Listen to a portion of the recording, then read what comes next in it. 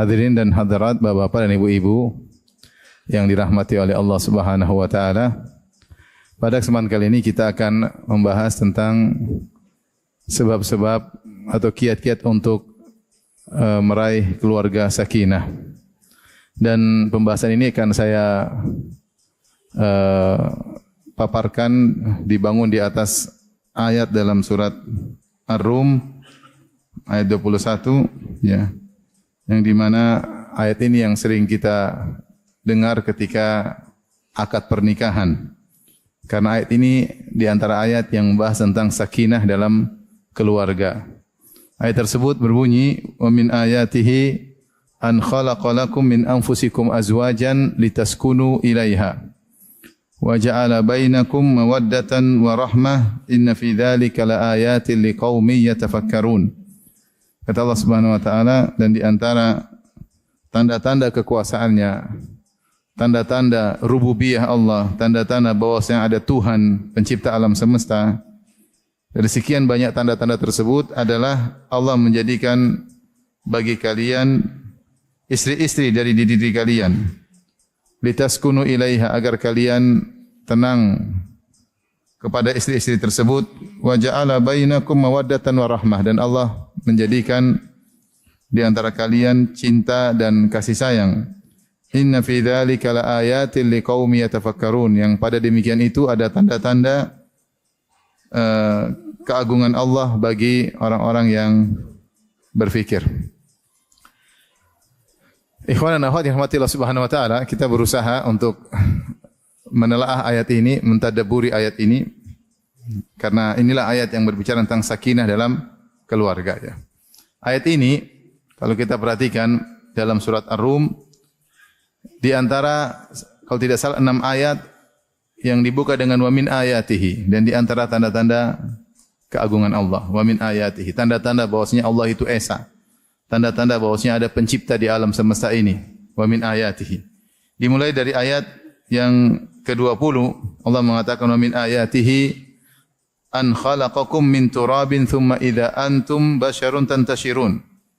Dan di antara tanda-tanda kekuasaan Allah, Allah ciptakan kalian dari tanah, tiba-tiba kalian menjadi manusia yang tersebar, yaitu Adam sendirian tiba-tiba menjadi manusia yang banyak, bahkan sekarang miliaran manusia.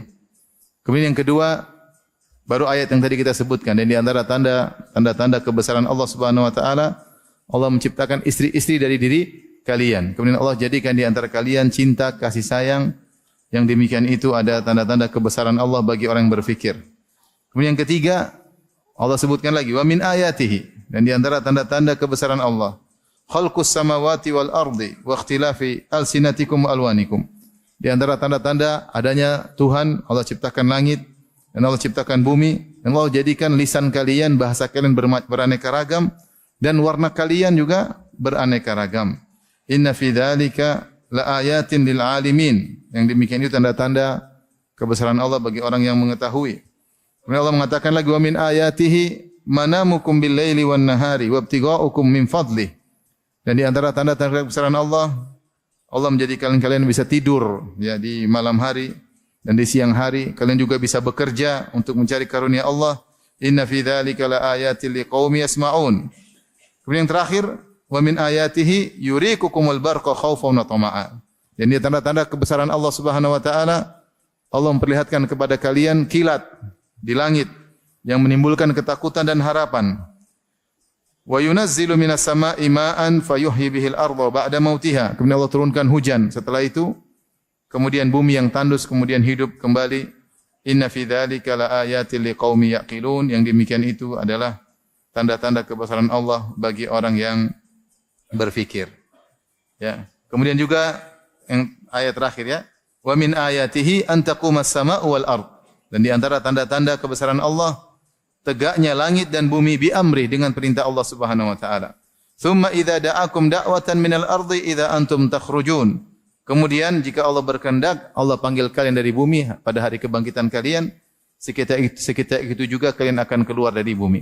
Ini rentetan ayat-ayat yang Allah buka dengan wa min ayatihi, di antara tanda-tanda kebesaran Allah Subhanahu wa taala. Sehingga ayat yang sedang kita bahas ini dalam surat Ar-Rum ayat 21. Salah satu dari tanda kekuasaan Allah. Tapi bagi siapa yang bisa mengetahui hal ini? Bagi liqaumin yatafakkarun, bagi yang mau berfikir bahwasanya pernikahan itu tanda kekuasaan Allah Subhanahu wa taala. Bagaimana seorang laki bisa suka kepada seorang wanita? Siapa yang memasangkan dalam dirinya file hasrat kepada lawan jenis kecuali Allah Subhanahu wa taala. Allah yang pasang file tersebut sehingga menunjukkan ada Tuhan yang menciptakan kita. Buktinya kita bisa melihat lawan jenis kemudian tertarik. Kemudian juga bagaimana setelah pernikahan muncul kasih sayang yang sebelumnya tidak kita temukan sebelum pernikahan. Kemudian setelah menikah maka kita muncul kasih sayang, cinta kasih yang luar biasa antara suami dan istri. Ini semua karunia dari Allah Subhanahu wa taala, tanda akan kebesaran Allah Subhanahu wa taala. Maka dari sini para ulama mengatakan bahwasanya Allah sebutkan berbagai macam nikmat dari rentetan ayat tersebut. Nikmat Allah ciptakan langit dan bumi, nikmat Allah ciptakan manusia kemudian begitu banyak jumlahnya. Nikmat Allah tegakkan langit dan bumi, nikmat Allah berikan manusia bisa tidur di pagi hari, di malam hari, di siang hari, nikmat mereka bisa mencari nafkah, ya. Nikmat bahwasanya mereka memiliki beraneka ragam bahasa, ya, dengan berbagai macam warna mereka, berbagai macam nikmat. Di antara nikmat yang besar adalah nikmat pernikahan. Nah, ini di antara poin agar kita bisa meraih kehidupan rumah tangga yang sakinah, kita harus sadar bahwasanya kehidupan keluarga adalah nikmat, karunia. Namun karena begitu lama kita menjalani kehidupan rumah tangga, terkadang kita lupa bahwasanya itu nikmat dari Allah Subhanahu wa taala. Tapi coba kalau kita berbicara dengan orang yang belum menikah atau yang keluarga mereka lagi hancur, ya, terjadi perceraian atau belum dapat jodoh, sudah lama hidup tidak dapat jodoh, entah masih gadis atau sudah janda tidak dapat jodoh. Kita tahu bahwasanya ternyata kehidupan keluarga adalah karunia yang luar biasa. Namun demikian manusia sering lupa. Karena begitu sering nikmat tersebut dia jalani, dia lupa bahwasanya itu nikmat. Dia lupa itu adalah nikmat. Terkadang nikmat itu baru dirasakan ketika nikmat tersebut dicabut. Makanya para ulama mengatakan, sungguhnya seorang bisa bernafas atau jantungnya bisa berdetak. Itu adalah nikmat yang mutajaddidah, nikmat yang berulang-ulang yang Allah berikan setiap hari. Namun karena begitu sering kita mudah bernapas dan jantung terus berdetak, kita lupa bahwasanya itu nikmat. Sehingga sering kita lupa untuk syukuri. Demikian juga sendi-sendi tubuh yang tiap hari kita rasakan nyaman, sebenarnya itu nikmat yang diperbaharui oleh Allah setiap hari. Namun kita lupa bahwa itu nikmat. Makanya Rasulullah SAW memerintahkan kita untuk mensyukuri nikmat engsel-engsel tubuh kita ini dengan sholat duha 2 rakaat setiap hari. Setiap hari. Karena nikmat tersebut nikmat yang diperbarui oleh Allah setiap hari. Namun karena begitu sering kita merasakan, kita lupa kalau itu nikmat. Kita seakan-akan sudah kewajiban Tuhan untuk membuat kita seperti itu. Padahal tidak. Padahal nikmat yang Allah perbarui setiap hari. Nanti kita baru rasakan nikmat tersebut kapan? Kalau kita sakit. Baru ternyata kalau kita kena encok, asam urat, ya. Penyakit orang tua apa lagi? Encok, asam urat, terus apa? Pegel linu, terus apa? Rematik, ya. Apalagi saraf kejepit. Nah, baru kita tahu ternyata selama ini kita dalam kenikmatan yang berulang-ulang. Makanya Nabi suruh kita mensyukurinya dan wajib mensyukurinya, ya. Dan cara mensyukurinya di antara antaranya salat duha 2 rakaat setiap hari. Karena nikmat tersebut nikmat yang terbaharui setiap hari. Nah, saya katakan demikian juga nikmat keluarga. Ini nikmat yang kita rasakan bertahun-tahun. Ya, istri, punya anak, bareng-bareng sama keluarga. Subhanallah, nikmat yang luar biasa. Yang tidak dimiliki oleh semua orang. Dimiliki oleh semua orang. Ya, kita lihat ada seorang wanita kaya raya, jabatan tinggi, sudah umur 50 belum menikah, kita kasihan, dengarnya kita kasihan. Seandainya itu adik kita, seandainya itu kakak kita, seandainya itu putri kita kasihan enggak? Kasihan karena kita tahu dia tidak merasakan nikmat yang kita rasakan. Meskipun dia mungkin gajinya 100 juta per bulan. Tapi ada kenikmatan yang dia tidak dapatkan. Nikmat kan? Keluarga. Sama lihat laki-laki udah umur 45 belum nikah-nikah, kita kasihan. Ada apa ini? Kasihan. Jenggot udah mulai putih, rambut udah mulai putih, belum punya pasangan ya. Udah mungkin hidup di rumah yang mewah, mobil yang banyak, tapi ternyata tidak punya istri. Kasihan. Kenapa kita kasihan sama dia? Padahal dia lebih kaya dari kita. Kenapa kita kasihan?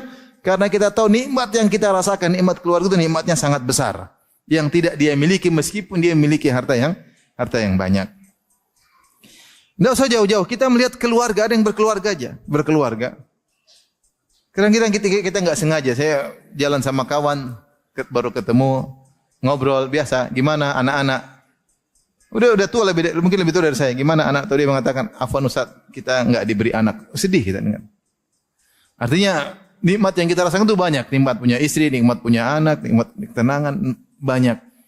Oleh karenanya agar kita bisa meraih kehidupan sakinah dalam hidup rumah tangga, kita harus menyadari bahwasanya hidup rumah tangga itu adalah nikmat yang harus dijaga, yang harus disyukuri. Ya, jangan diremehkan. Jangan diremehkan. Kita bisa condong sama istri, istri bisa condong kepada kita, tempat curhat, tempat berbagi rasa. Ini nikmat yang luar biasa dari Allah Subhanahu wa taala. Makanya Allah mengatakan, "Wa min ayatihi", di antara tanda-tanda kekuasaan Allah, di antara tanda-tanda Allah adalah Rabb, ya, rububiyah Allah, di antara tanda-tanda wahdaniyah Allah, bahwasanya Allah Maha Esa. Allah menjadikan ya dari diri kalian istri-istri kalian. Taib, ini faedah yang pertama. Faedah berikutnya ya disebutkan oleh Tahir bin Ashur dalam tafsirnya. Allah menyebutkan ayat ini dalam rangkaian tadi kita sebut 6 ayat, wa min ayatihi, dan itu terkait dengan tatanan alam semesta. Wa min ayatihi, ya. Allah menciptakan langit dan bumi. Di antara ayat-ayatnya Allah menciptakan Adam, kemudian tiba-tiba manusia banyak. Di antara tanda-tanda kekuasaan Allah, Allah tegakkan langit dan bumi. Di antara tanda-tanda kekuasaan Allah, kalian bisa istirahat, bisa tidur di malam hari, bisa tidur di siang hari, bisa mencari nafkah. Di antara tanda-tanda Allah membuat kalian bisa saling berkomunikasi, bahkan berbagai macam bahasa. Di antara tanda-tanda Allah membuat kalian bervariasi, tidak satu model saja, berbagai macam warna. Ya. Di antara tanda-tanda Allah berikan, tampakkan kepada kalian petir, kilat, ya. Dan juga Allah turunkan hujan sehingga kemudian bumi yang tadinya tandus bisa tumbuh kembali. Di antara tanda-tanda adalah Allah menciptakan keluarga. Kata Tariq bin Ashur rahimahullah, berarti namanya keluarga itu adalah salah satu dari tatanan alam semesta. Dari tatanan alam semesta. Karena alam semesta ini diisi oleh manusia. Manusia itu perlu ditata, dan tatanan paling sederhana adalah keluarga. Seandainya tatanan kecil ini tidak berjalan, maka rusaklah kehidupan manusia. Bayangkan tidak ada pernikahan, maka tidak ada anak keturunan, maka manusia akan selesai. Kemudian kalau tidak ada pernikahan, maka kemudian berbagai macam penyakit sosial yang akan muncul. Oleh karenanya, selain rumah tangga adalah nikmat, dia adalah tatanan terkecil yang harus diperhatikan. Karena jika keluarga tidak jalan, maka sosial masyarakat juga tidak jalan. Ya. Tetapi kalau keluarga nyaman, maka masyarakat akan tumbuh dengan nyaman, dengan baik. Makanya di antara salah satu hikmah disebutkan oleh sebagian ulama, kenapa setelah menikah maka seorang wanita harus lebih taat kepada suaminya daripada kedua orang tuanya terkait dengan urusan rumah tangga, bukan secara mutlak ya. Tetapi kenapa setelah menikah seorang wanita harus lebih taat kepada suaminya daripada kedua orang tuanya kalau dia sudah menikah? Di antaranya untuk menjaga tatanan ini.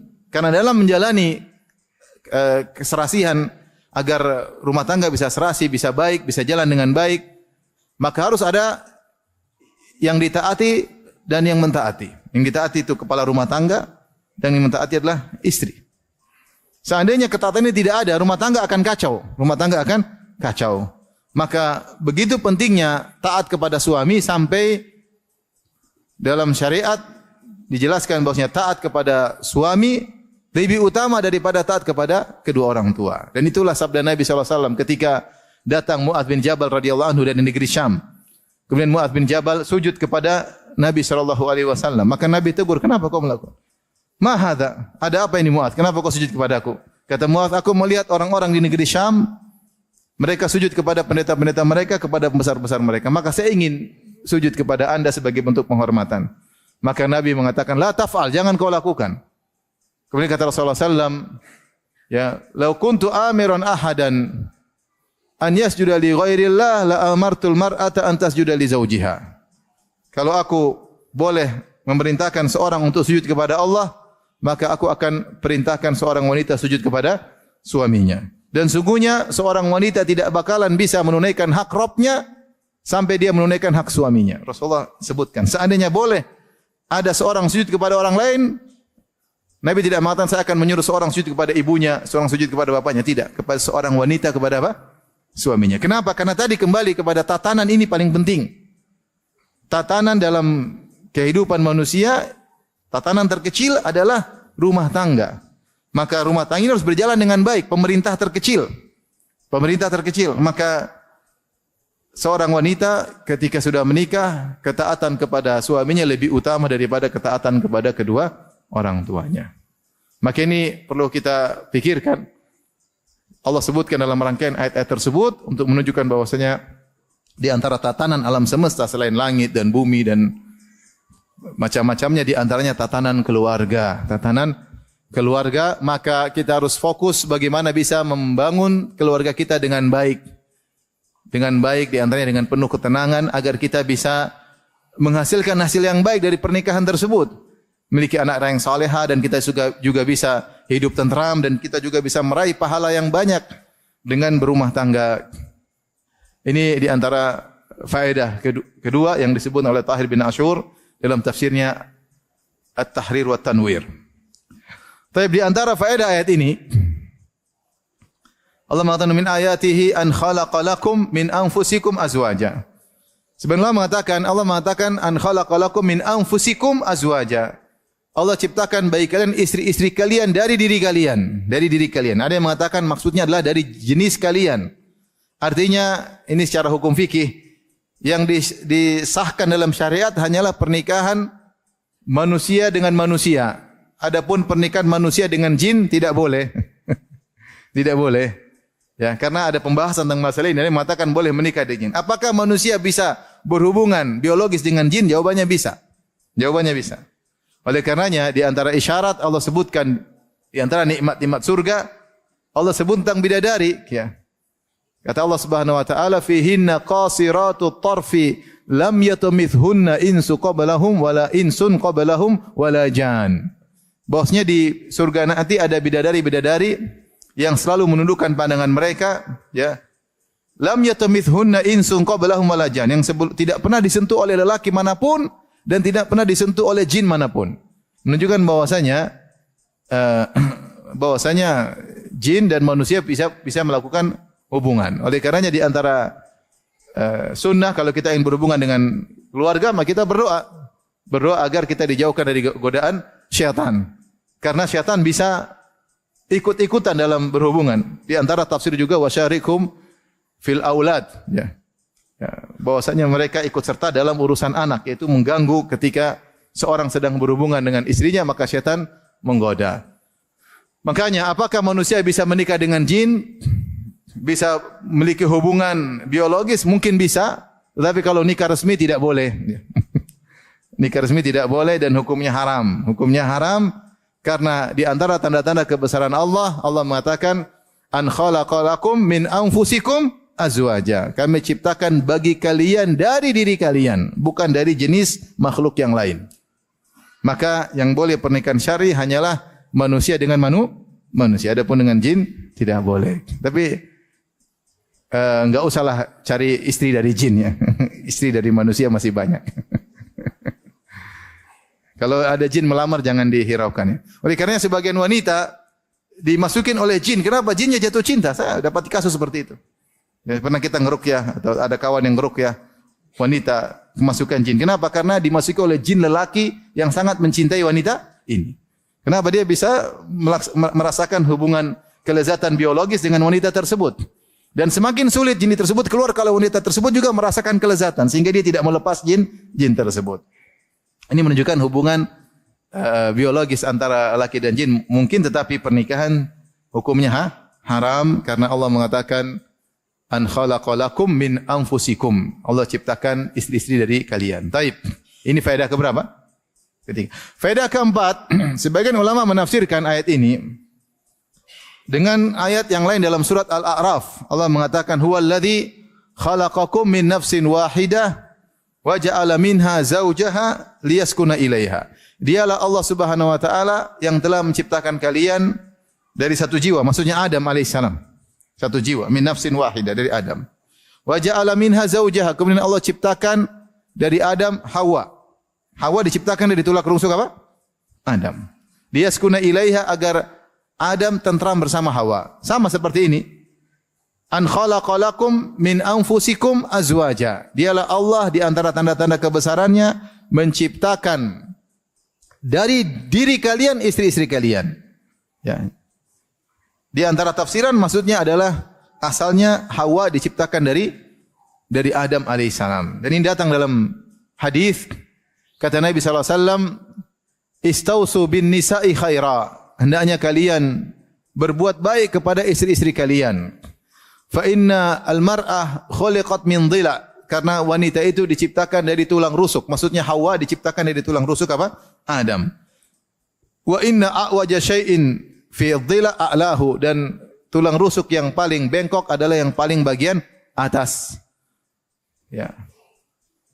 Yang paling atas. Fa in dhahabta tuqimuhu kasartahu. Kalau kau ingin luruskan tulang rusuk tersebut pasti patah. Enggak mungkin bisa lurus. Tetap aja bengkok. Ya.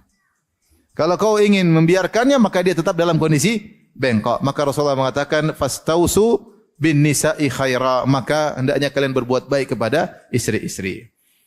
Ketika kita merenungkan ayat ini bahwasanya wanita diciptakan dari laki, dan kita tahu nenek moyang kita Hawa diciptakan dari tulang rusuk Adam. Maka ini juga di antara sebab kita untuk bisa membangun rumah tangga yang sakinah. Maka laki-laki harus sadar bahwasanya wanita itu pasti punya kekurangan. Dia pasti punya kekurangan. Kenapa? Karena wanita tercipta dari tulang rusuk yang bengkok. Dan tadi Rasulullah mengatakan wa inna awaja syai'in fil dhila a'lahu, dan yang paling bengkok dari tulang rusuk yang paling bagian atas. Sebenarnya ulama menafsirkan maksudnya adalah lisannya. Maka seorang harus sadar, jangan berharap bahwasanya istrinya akan lurus terus, enggak, ya. Istrinya tercipta dari tulang rusuk yang bengkok. Namanya bengkok pasti ada kekurangan.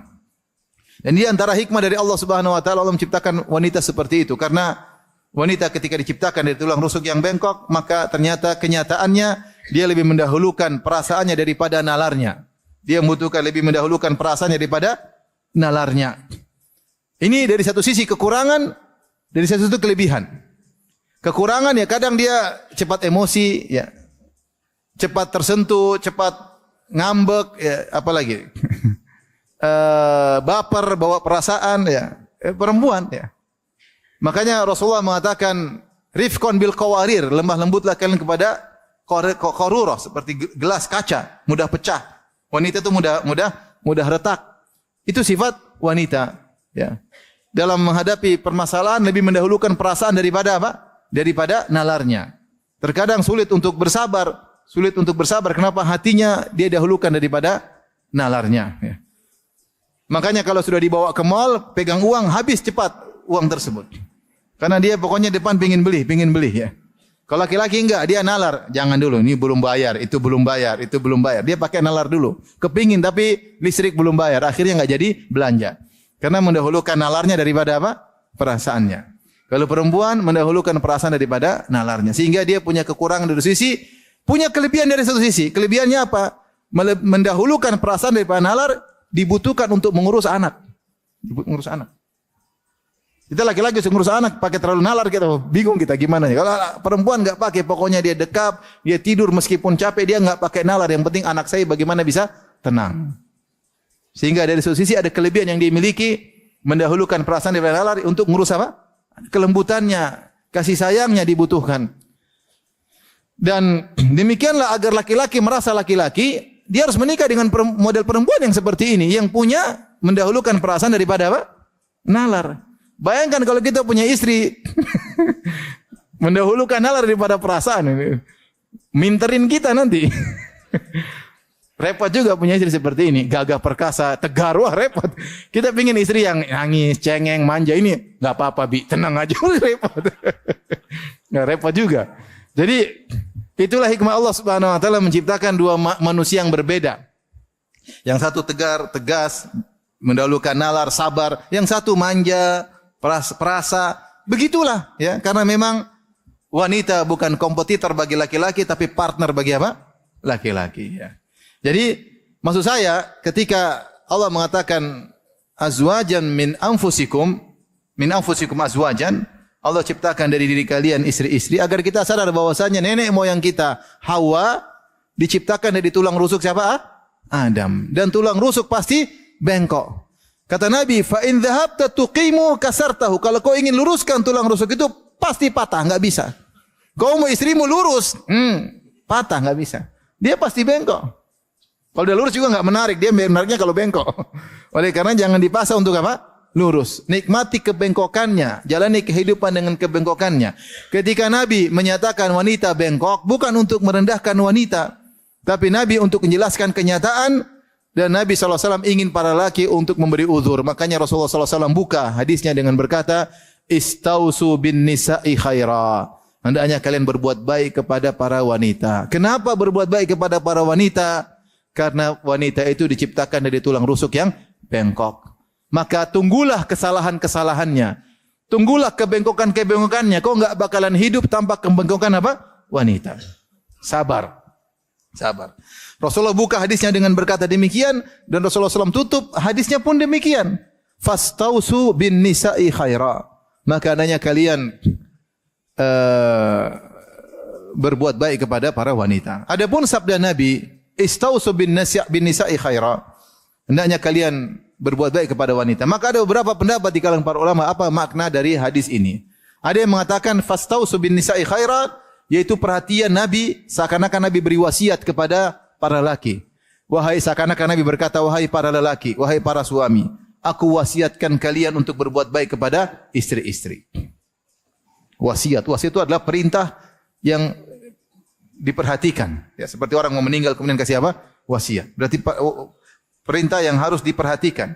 Nabi mengatakan, wahai para laki, para suami, aku wasiatkan kalian untuk berbuat baik kepada istri.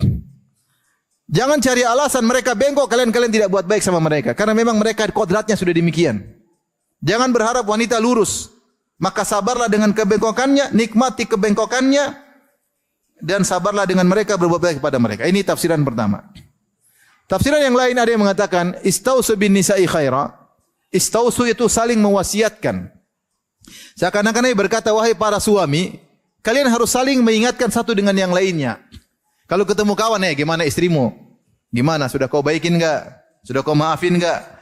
Kenapa? Karena berbuat baik kepada istri perkara yang sering terlupakan. Perkara yang sering terlupakan. Apalagi kalau kita baca tentang sejarah jahiliyah dahulu. Bagaimana wanita dalam tatanan Arab jahiliyah tidak ada nilainya. Tidak ada nilainya. Ya. Tidak ada nilainya sama sekali. Maka Rasulullah datangkan banyak hadis penekanan tentang pentingnya berbuat baik kepada istri dan bersabar dengan mereka.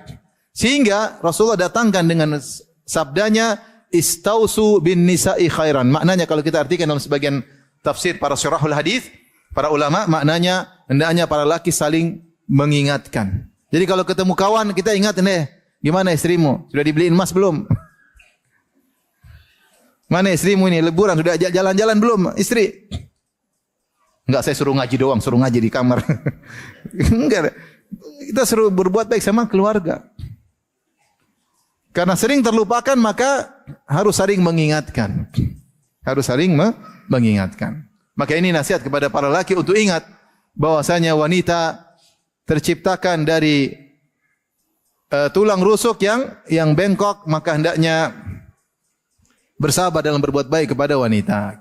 Sekaligus peringatan kepada para wanita bahwasanya para wanita memang bengkok, maka jangan sok lurus. Jadi kalau diskusi sama suami, ya ngerti ya memang saya ada kekurangan. Ya memang kamu punya kekurangan karena kamu tercipta dari tulang rusuk yang bengkok. Jangan malah sebaliknya pingin jadi menguasai rumah tangga. lupa dengan kodratnya bahwasanya dia punya kekurangan, tidak pantas menjadi pemimpin kepala rumah tangga karena dia tercipta dari tulang rusuk yang bengkok. Jangan sebaliknya, ingin menguasai apa? Laki-laki, ingin menguasai laki-laki. Makanya Allah berfirman, "Ar-rijalu qawwamuna 'alan nisa." Para laki adalah pemimpin para wanita. Kata Ibnu Abbas radhiyallahu anhuma, al-umara, para laki itu seperti amir-amir di rumahnya, pemimpin kepala rumah tangga. Maka saya katakan istri yang solehah adalah istri yang tahu diri kodratnya bahwasanya dia tercipta dari tulang rusuk yang bengkok sehingga dia menyerahkan kepemimpinan kepada suaminya. Menyerahkan kepemimpinan kepada suaminya. Kalau suaminya tidak jadi pemimpin, rumah tangga gak jalan. Tadi saya sudah sebutkan. Para ulama mengatakan istri harus taat kepada suami lebih daripada taat kepada kedua orang tua. Supaya pemerintahan rumah tangga bisa berjalan. Pemerintahan kalau nggak ada yang ditaati, nggak ada yang mentaati, pemerintahan apa namanya? Nggak ada pemerintahan. Namanya pemerintahan itu harus ada yang berkuasa, ada yang dikuasai. Nah, pemerintahan terkecil adalah rumah tangga. Suami yang berkuasa, istri yang taat. Sehingga saya sampaikan, istri yang soleha adalah istri yang bisa membuat suaminya merasa diri sebagai pemimpin di rumah tangganya. Kapan seorang suami merasa dialah kepala rumah tangga, berarti istrinya istri soleha. Keputusan di tangannya, diskusi boleh, tapi keputusan di tangannya. Kalau dia perintah istrinya taat. Kapan suami merasa saya kepala rumah tangga, berarti istrinya istri yang soleha. Tetapi kapan suaminya tidak merasakan demikian, bahkan merasa istrinya kepala rumah tangga, maka ini istri tidak soleha atau ada yang tidak beres pada suaminya. Ya. Tapi ada ikhwan, aduh Ustaz, istri saya kalau pulang di rumah kayak kucing. Kenapa kayak kucing? Kayak meong-meong melulu, nggak digubris. Jadi ingat, di antara kita bisa meraih sakinah dalam rumah tangga, maka suami harus pengertian sama istri, sering memaafkan istri, mengerti istri pasti punya kesalahan, istri sosok wanita, manusia yang mendahulukan perasaan daripada nalarnya, mudah perasa karena Rasulullah mengatakan dia seperti kaca yang mudah retak. Tetapi istri sebaliknya juga harus tahu bahwasanya suaminya adalah kepala rumah tangga. Tapi kita lanjutkan faedah berikutnya. Yang berapa sekarang? Yang berapa? Yang kelima. Allah Subhanahu wa taala berfirman, "Wa min ayatihi an khalaqa lakum min anfusikum azwajan litaskunu ilaiha." Ini yang penting. Allah ciptakan istri-istri bagi kalian litaskunu ilaiha, agar kalian tentram bersama istri-istri. Secara bahasa Arab, seharusnya secara bahasa Arab disebut litaskunu biha, agar kalian tentram bersama istri kalian, pakai huruf ta'diyah, huruf ba. Tetapi ternyata dalam ayat ini Allah menggunakan ila, litaskunu ilaiha, kepadanya, agar kalian tenang kepadanya. Kan harusnya tenang dengannya, ya enggak? Secara bahasa harusnya apa? Agar kau tentram dengan istrimu, ya enggak? Bukan agar kau tentram kepada istrimu. Tetapi ternyata dalam ayat, dalam dua ayat, baik dalam surat Rum maupun dalam surat Al-A'raf, Allah menggunakan kata ila, litaskunu ilaiha. Makanya dalam kaidah ilmu tafsir disebut dengan metode tadmin. Metode tadmin itu ada fiil yang disembunyikan, ada fiil yang kata kerja yang disembunyikan. Maksudnya litaskunu ilaiha, yaitu litaskunu biha wa tatma'innu ilaiha. Ada kata kerja yang disembunyikan, maknanya agar kalian tentram dengan istri kalian dan ada kecondongan. Ada al-mail ilaiha, ada kecondongan. Bukan sekedar tentram tapi condong. Condong tuh rindu, pengin ketemu dia, pengin ngobrol sama dia, ada condong. Bukan sekedar tentram dengannya, tetapi ada kecondongan kepada istri. Dan ini di antara tujuan utama pernikahan, agar muncul sakinah antara suami dan istri. Dan Allah sebutkan bahwasanya di antara tanda-tanda kebesaran Allah Subhanahu wa taala, maka Allah menjadikan suami condong kepada istri dan tenang kepada istri. Sebagaimana dalam Al-Qur'an dalam surat Al-A'raf kata Allah, "Huwallazi khalaqakum min nafsin wahidatin wa ja'ala minha zawjaha liyaskuna ilaiha." Dialah Allah yang telah menciptakan kalian dari satu jiwa, dari Adam alaihissalam. Kemudian Allah ciptakan dari Adam istrinya Hawa, liyaskuna ilaiha, agar Adam condong dan tentram dengan Hawa. Ini sering saya sampaikan dalam kajian-kajian bahwasanya ketika di langit Allah ciptakan surga terlebih dahulu. Setelah Allah ciptakan surga, Allah ciptakan Adam. Setelah itu Allah suruh Adam masuk dalam surga. Tapi ternyata di antara hikmah Allah, sebelum Allah suruh Adam masuk dalam surga, Allah ciptakan istrinya terlebih dahulu. Ya. Makanya Allah mengatakan, wa ya Adam uskun anta wa zaujukal jannata.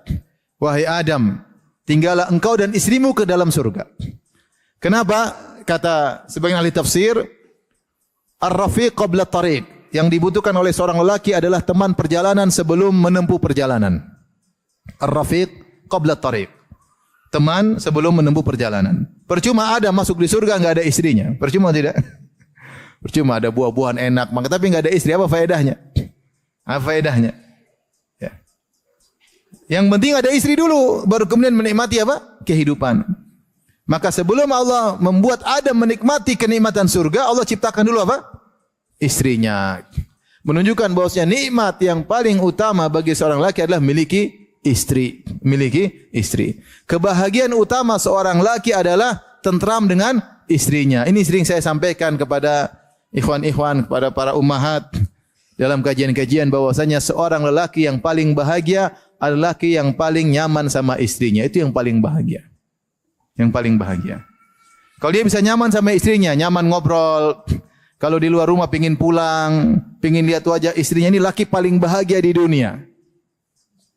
Tapi kalau dia enggak pingin pulang ke rumah, itu lelaki paling sengsara di dunia. Dia mencari kebahagiaan di luar, main golf melulu. Mau pulang enggak pingin pulang, pingin main golf melulu. Ini enggak bahagia. Pinginnya ke kafe, ngobrol sama kawan-kawannya, enggak pernah pulang. Di rumah enggak betah, tunggu telepon dari kawan, keluar lagi. Di kafe ngobrol 1 jam, 2 jam. Ini laki sengsara. Sengsara. Istrinya telepon dia matiin, ini sengsara. Sampai ada ikhwan tulis istrinya setan 1. Setan. Dijengkel sama istrinya. Mungkin lagi marahan kali. Tapi intinya, ini sengsara laki seperti ini.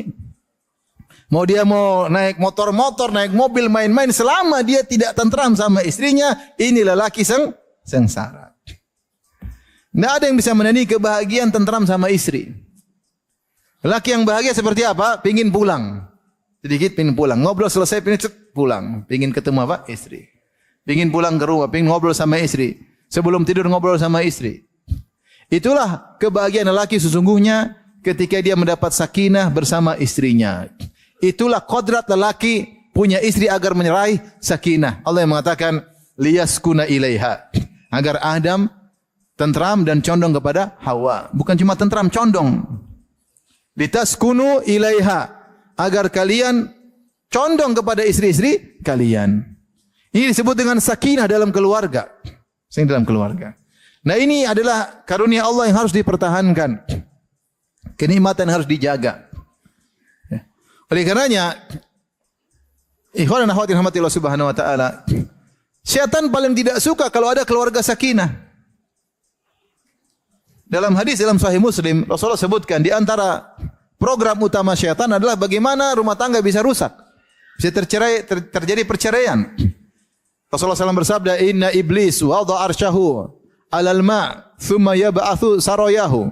Sungguhnya iblis meletakkan singgasananya di atas lautan, di atas air, kemudian dia kirim anak buahnya untuk menggoda manusia. Fa adnahum minhum manzilatan a'dhamuhum fitnah. Setelah mereka menggoda, mereka lapor kepada iblis. Yang paling kedudukannya tinggi di sisi iblis adalah yang paling besar fitnahnya bagi manusia. Fayaji ahaduhum. Setelah mereka menggoda, mereka lapor. Kata satu datang, wahai iblis, saya sudah gini. Kata iblis, belum, kau belum apa-apa. Segitu aja. Datang lagi, iblis itu provokator, cuma segitu. Datang lagi satu, cuma segitu. Sampai ada satu mengatakan, ya iblis, la azalu bihi hatta farraqtu baina wa baina zaujatihi. Saya terus mendekatinya, saya goda sampai dia ceraikan istrinya. Kata iblis, nikma anta, ente memang hebat. Ente anak buahku yang paling top. Iblis memuji dia, kenapa? Dia berhasil memisahkan suami dari istrinya. Jadi benar bahwasanya kehidupan rumah tangga yang sakinah adalah tujuan utama dalam keluarga. Tapi ingat, sana ada iblis, anak buahnya syaitan yang ingin merusak rumah tangga kita. Bahkan Allah sebutkan dalam Al-Quran, di antara kebiasaan para penyihir, yufarriquna bihi bainal mar'i wa zawjihi. Di antara kegiatan para penyihir adalah memisahkan antara suami dan istri. Membuat istrinya lihat suaminya benci. Melihat suami lihat istrinya benci. Tiba-tiba ada kebencian. Kenapa? Ada sihir. Setan senang, penyihir senang kalau terjadi kerusakan dalam rumah tangga. Maka hubungan yang paling kuat, benar kita ada hubungan dengan orang tua, dengan kakak, dengan adik, dengan kawan, tapi hubungan paling dekat suami istri. Suami istri memiliki hubungan yang paling kuat. Saking kuatnya sampai Allah berkata, "Hunna libasul lakum wa antum libasul lahun." Sungguhnya kalian para wanita adalah pakaian bagi lelaki, wa antum libasul lahun, dan kalian adalah pakaian bagi para wanita. Kenapa? Saking dekatnya, menempel. Hubungan kita sama orang tua benar kuat, tapi tidak seperti hubungan dengan istri. Rahasia kita, kebaikan kita, aib kita, istri semua tahu. Oleh karenanya hubungan ini perlu dijaga, karena di balik hubungan ini maka banyak maslahat yang tadi sudah kita sebutkan. Tatanan masyarakat dimulai dengan tatanan terkecil, tatanan suami istri, tatanan rumah tangga. Jika tatanan ini berjalan dengan baik, maka banyak kemaslahatan yang bisa diraih. Banyak kemaslahatan yang bisa diraih. Ini ikhwan dan akhwat yang dirahmati Allah Subhanahu wa taala, beberapa faedah yang bisa saya ambil dari ayat surat Ar-Rum ayat 21 tadi sebagai pondasi dasar untuk kita berbicara bagaimana kita bisa membangun rumah tangga yang sakinah. Taib. Beberapa kiat yang mungkin perlu kita perhatikan agar kita bisa membangun rumah tangga yang sakinah. Sebelumnya saya ingin tahu bapak-bapak yang berumah tangga coba angkat tangan. Dibalik. Yang jomblo. Yang jomblo coba angkat tangan. 1, 2, 4 ya. Menderita jomblo kan? Menderita jomblo ya. Makanya di surga enggak ada yang jomblo kan? Laisa fil jannati a'zab. Kata Nabi, di surga tidak ada yang apa? Jomblo. Karena di surga harus nikmat. Jomblo bukan kenikmatan ya. Alhamdulillah kebanyakan kita sudah berumah tangga ya. Yang sudah bahagia banyak bersyukur kepada Allah Subhanahu wa taala. La in syakartum la azidannakum. Kalau kalian bersyukur aku akan tambah, maka akan semakin diberi kebahagiaan. Yang belum bahagia segera perbaiki diri. Hidup rumah tangga bukan sebentar, bukan sepekan, 2 pekan. Hidup rumah tangga sampai bertahun-tahun, sampai bertahun-tahun. Ya. Oleh karenanya, ya. Perjalanan hidup yang lama ini jangan sampai kita isi dengan penderitaan. Kita usahakan agar kita bisa bahagia. Karena orang kalau rumah tangganya tenang, ya, dia bisa banyak produktivitas. Ya. Dia bisa, kalau dia dai dia bisa berdakwah dengan tenang. Kalau dia penulis dia bisa tenang. Kalau bisa kerja dengan baik. Ya. Ya. Tapi kalau rumah tangganya kacau, dia akan terganggu. Bahkan bisa jadi ibadah dia juga terganggu. Tentunya ada orang diuji dengan rumah tangga yang goyang. Ya. Ujian hidup, dia sudah berusaha, sudah maksimal, sudah bertakwa, tapi diuji, itu ujian, mau diapain lagi? Ya. Seperti disebutkan salah seorang ulama terkenal, diuji istrinya yang tidak salehah. Ya. Maka ketika ditanya, kenapa engkau sabar? Dia mengatakan, Allah telah berikan ujian kepadaku dengan ujian ini. Ya. Belum tentu aku kuat jika diganti dengan ujian yang lain. Kuat. Ada yang mengatakan, saya diuji dengan ujian ini, tiap hari dosa-dosa saya terkurangi. Namanya saya penuh dengan dosa. Diomelin istri tiap hari, mengurangi apa? Mengurangi dosa. Jangan berharap diomelin tiap hari. Tapi kalau ternyata, ini saya bilang ujian, ternyata kita sudah berusaha maksimal, ternyata rumah tangga tidak bisa berjalan dengan tenang, maka itu adalah apa? Ujian. Tapi kita tidak berharap demikian. Kita berharap rumah tangga yang nyaman, yang tenteram. Ya. Taib. Maka saya katakan yang sudah bahagia, banyak-banyak bersyukur agar ditambah kebahagiaannya oleh Allah Subhanahu wa taala. Yang belum bahagia tidak ada kata terlambat. Perbaiki. Tapi di antara kiat-kiat agar seorang bisa sakinah dan hidup tentram, berbahagia, bahwasanya jadikanlah kehidupan rumah tangga adalah sarana untuk ibadah. Ini penting, sarana untuk ibadah. Sehingga setiap kegiatan kita yang kita lakukan dalam rumah tangga adalah bernilai ibadah. Saya cari pahala dengan berumah tangga. Karena hidup rumah tangga adalah beribadah kepada Allah. Tidak seperti persangkaan sebagian orang yang menyangka bahwasanya namanya ibadah cuma salat, puasa, sedekah. Tidak. Bermuamalah juga ibadah. Dan di antara muamalah yang paling dituntut untuk diperbaiki muamalah dengan pasangan. Dalil akan hal ini terlalu banyak. Terlalu banyak. Seperti sabda Nabi SAW, "Man tazawwaja faqad istakmala nisfa dinihi, falyajtahid fi nisfil baqi." Siapa yang sudah menikah maka telah sempurna setengah agamanya. Telah sempurna setengah agamanya. Tinggal dia berusaha setengahnya lagi. Orang yang menikah setengah agamanya telah sempurna. Artinya dia menjalani kehidupan rumah tangganya dengan apa? Dengan ibadah. Ya. Karena dalam kehidupan rumah tangga banyak sekali pahala yang bisa kita dapatkan.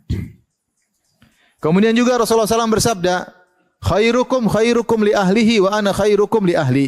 Sebaik-baik kalian para lelaki di sisi Allah adalah yang terbaik bagi istrinya dan aku adalah suami yang terbaik. Maka seorang kalau ingin meraih keterbaikan di sisi Allah menjadi yang terbaik bagi istrinya. Menjadi yang terbaik bagi istrinya. Istrinya tahu ini suami yang terbaik.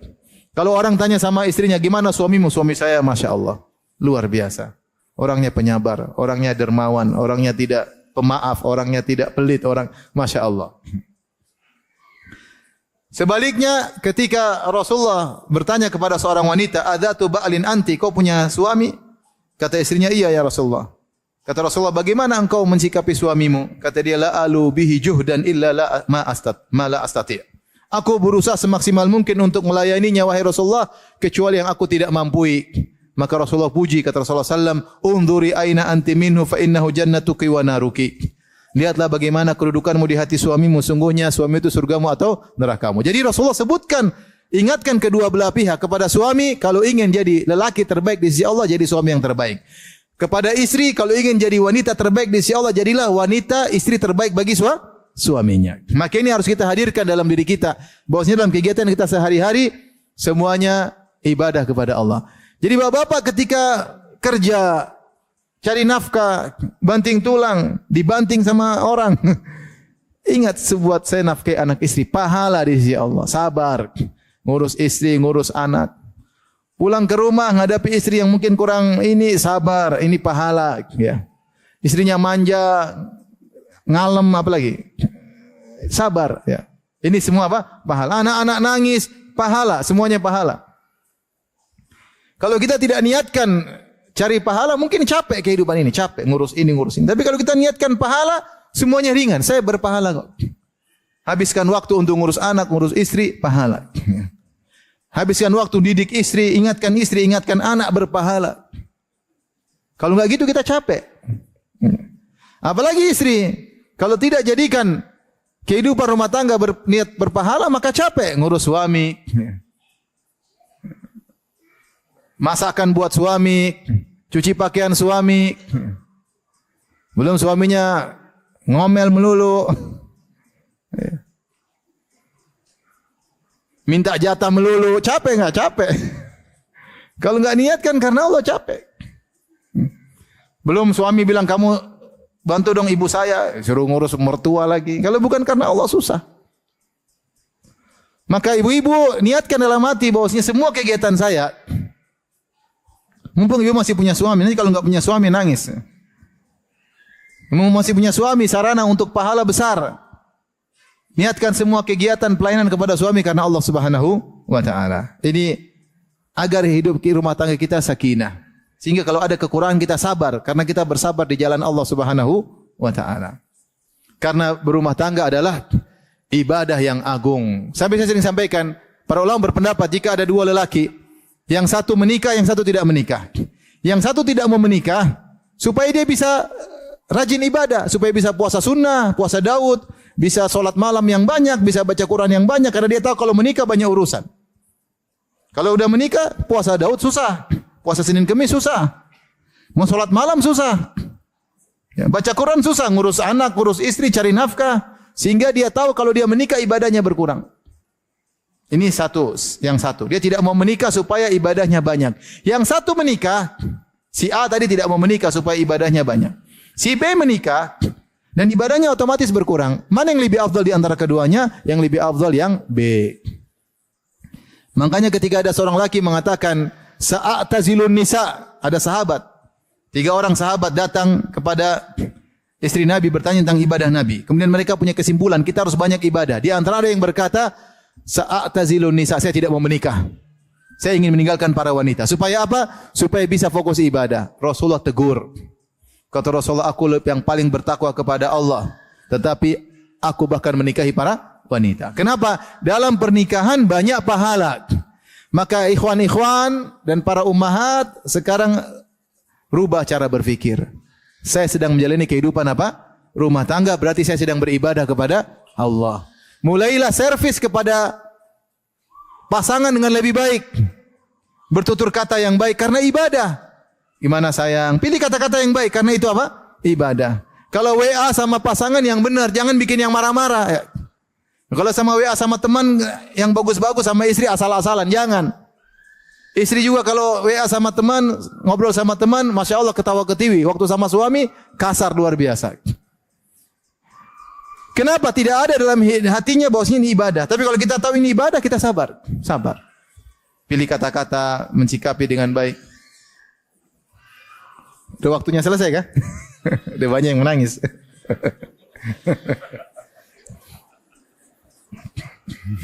Katanya Ustadz kelamaan ya.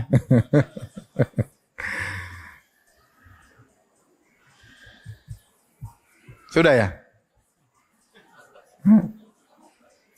Sudah 1 jam kan ibu-ibu? Belum? Taib. Yang berikutnya, kelanjutan dari apa yang sudah kita sebutkan tadi. Perhatikan, meraih keterbaikan di sisi Allah dengan menjadi yang terbaik bagi pasangan. Menjadi yang terbaik. Berarti dalam bermuamalah, kita bermuamalah kepada kawan, kepada bos, kepada anak buah, kepada handetolan. Maka ingat, muamalah terbaik kita adalah kepada pasangan kita. Saya kasih gambaran, saya sering sampaikan, kalau kita mudah memaafkan orang lain, maka istri kita lebih utama untuk kita maafkan. Kalau kita pandai membuat tertawa orang, kita candain, maka istri kita lebih utama untuk kita candain. Sisihkan waktu untuk kita candain dia. Kalau kita punya waktu ya untuk bisa bercengkrama dengan kawan, maka waktu dengan istri lebih utama. Karena pahalanya lebih besar, pahalanya lebih besar. Karena ini konsekuensi dari sabda Nabi, khairukum li ahlihi. Sebaik-baik kalian yang terbaik bagi apa? Istrinya. Ini harus dihadirkan. Kalau kita enggak baik sama istri, berarti kita enggak terbaik. Omong kosong kita bilang saya terbaik sisi Allah, ternyata sama istri enggak baik. Omong kosong. Omong kosong. Istri ngomel sedikit kita bentak, kita marah-marah. Lagi mana? Coba kalau teman ngomel sedikit kita enggak marah. Kita mudah maafkan teman, istri lebih utama untuk kita maafkan. Lagi pula jasa teman kita tidak sebanyak jasa istri kita sama kita. Maka kita harus ingat akan hal ini. Kalau saya punya waktu bercengkrama sama kawan, pulang ke rumah ketemu istri, punya waktu dong untuk ngobrol sama istri sebelum tidur. Ya. Sehingga kita bisa mengukur diri, sudahkah saya yang terbaik bagi istri saya? Pikir. Sebagian ikhwan Masya Allah, terima kawan, ngobrol sama kawan, di kafe, ngobrol. Sama istri enggak betah. Baru ngobrol sebentar, Abi lagi sibuk. Subhanallah. Enggak betah. Mas saya mau enggak ada nanti besok aja subhanallah. Kalau temannya telepon, gimana akhi? Gimana? Apa yang saya bantu? Masya Allah. Sama temannya seperti itu. Sama istrinya enggak ada. Enggak ada waktu untuk senyum-senyum sama istrinya. Kalau jalan-jalan tadabur alam, pergi ke laut, pergi ke sana, mancing di tengah laut, pergi kemana, sama istrinya enggak betah. Kalaupun ada dikasih waktu istri cuma sedikit. Sementara waktu buat teman-temannya terlalu banyak. Ya, ente jadi terbaik bagi istri ente, omong kosong. Terus ente mau jadi terbaik sisi Allah, omong kosong. Sudah Rasulullah sudah kasih barometer. Kalau ingin terbaik di sisi Allah, jadi terbaik bagi apa? Istri. Dan itu dipraktekkan benar oleh Nabi SAW.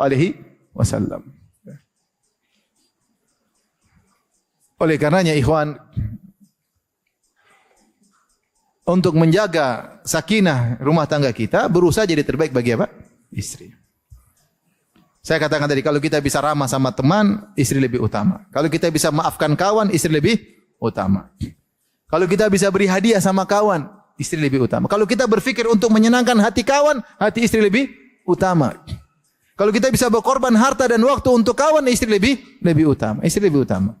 Sampai kita buktikan di hadapan Allah bahwasanya saya terhadap istri terbaik daripada yang lainnya. Maka jadilah kita terbaik di sisi Allah Subhanahu wa taala. Dan itulah bagaimana para sahabat terdahulu, istri-istri mereka kalau ditanya tentang suami mereka, mereka berkata, siapa yang lebih baik daripada suamiku? Siapa yang lebih baik daripada suamiku? Lihatlah Ummu Salamah radhiyallahu anha, ketika suaminya Abu Salamah meninggal, kemudian dia disunahkan untuk berdoa, wa khluf li khairan minha, ya Allah berilah ganti lebih baik, maka dia sulit untuk mengungkapkannya. Kenapa? Dia bergumam dalam hatinya, man khairun min Abi Salamah. Siapa yang lebih baik daripada suamiku Abu Salamah? Dalam benak dia, lelaki terbaik adalah suaminya Abu Salamah. Namun dia harus ucapkan doa tersebut, ternyata Allah ganti dengan Nabi Muhammad sallallahu alaihi wasallam. Tetapi apa? Tetapi dia merasa suaminya yang terbaik. Lihatlah Ummu Darda Sugra, ketika Abu Darda meninggal dunia, sampai Muawiyah melamar dia. Muawiyah siapa? Kalau bukan gubernur Syam, khalifah kaum muslimin. Siapa yang tidak bangga janda dilamar gubernur? Kira-kira senang atau tidak? Senang. Kalau bukan gubernur, raja. Muawiyah ketika melamar Ummu Darda Sugra cuma dua kemungkinan. Kalau bukan dia adalah gubernur Syam atau dia ada khalifah kaum muslimin ketika itu. Tapi apa kata Ummu Darda? La uridu li Abi Darda badilan. Saya tidak mau Allah mengganti Abu Darda. Saya ingin dengan Abu Darda di surga. Kalau kau enggak mau. Tidak mau menikah lagi. Supaya tidak diganti dengan lelaki lain. Kenapa? Saking cintanya kepada siapa? Abu Darda. Karena dia merasa Abu Darda suami yang terbaik. Ya. Lihatlah Nailah bintul Farafisah. Ketika meninggal, suaminya Utsman meninggal dunia. Padahal jarak umur sangat jauh. Dia tidak mau menikah lagi. Dilamar. Dia tidak mau menikah. Dia ingin bersama Utsman bin Affan di mana? Di surga. Tidaklah mereka demikian kecuali mereka merasa suami mereka suami yang terbaik. Maka saya ingin kalau ibu-ibu ditanya, "Ukhti, gimana suami anti?" Masya Allah, best of the best. Jangan bilang suami anti gimana? Aduh, amit-amit Allah. Alhamdulillah Allah buat saya bisa bertahan. Banyak kadang saya sedih. Ya. Ingat ya, ini perlu. Jangan bilang kalau sudah belajar agama pasti belum tentu. Ada orang belajar agama tapi dia stressingnya bukan di situ. Stressingnya akidah, tapi dia stressing sama keluarga tidak baik. Ada seperti ada. Saya bukan ngomong kosong, ada. Ya. Istrinya tidak dia perhatikan, istrinya dipukul, istrinya dikata-katain kasar, diancam poligami melulu. Enggak. Jadi dia stressingnya salah, maksudnya salah, kurang. Akidah syirik, bid'ah sama keluarga nggak bisa. Dia jalankan sunnah pada keluarga. Bukankah terhadap keluarga ada sunnah-sunnah? Ada. Ya. Maka agar menjadi keluarga sakinah, berusaha kita menjadi kita buktikan di hadapan Allah, bukan di hadapan, bukan kita sama orang. Saya kalau sama istri saya, masya Allah, kita nggak perlu pengakuan dari orang lain. Kita perlu pengakuan di hadapan Allah Subhanahu Wa Taala. Jadi kita yang terbaik bagi istri kita, ikhlas karena Allah, bukan cari pujian. Nanti jalan-jalan sama istri, upload lagi jalan-jalan sama istri. Waktu ngomelin istri nggak diupload. Jalan-jalan ke luar negeri sama istri upload. Gak usahlah, ente dengan Allah Subhanahu Wa Taala. Dan sebaliknya juga istri pun demikian. Jadikan suami adalah yang terbaik. Ya, sabar. Kalau kita bisa bantu kawan, bantu suami lebih utama. Kalau lembut sama kawan, sama suami lebih utama. Sebagian wanita kalau telepon sama kawannya, ya ukhti, begitu sama suaminya kasar. Saya sering sampaikan lelucon ini. Jadi kalau sama tukang bakso, wanita lembut. Mas, tambah dong kecapnya mas. Mas, satu piring lagi mas. Kalau sama suaminya, mungkin suaminya berharap jadi tukang bakso biar lembut sama istrinya. Tapi demikian saja kajian kita. Kurang lebihnya saya mohon maaf. Wabillahi taufiq wal hidayah. Assalamualaikum warahmatullahi wabarakatuh. Subhanakallah.